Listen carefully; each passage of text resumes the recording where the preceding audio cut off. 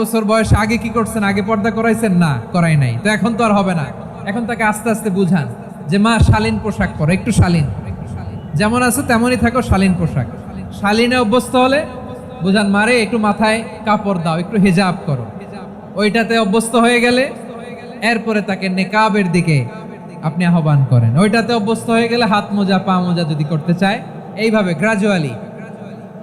Gradually আগাতে হবে। প্রিয় ভাইয়েরা, সবচেয়ে গুরুত্বপূর্ণটা আগে, তারপরেরটা পরে। জি ঠিক আছে।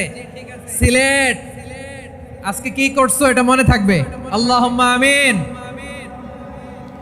রব্বানা যালামনা আনফুসানা ওয়া ইল্লাম তাগফির লানা ওয়া তারহামনা লানাকুনান্না মিনাল খাসিরিন।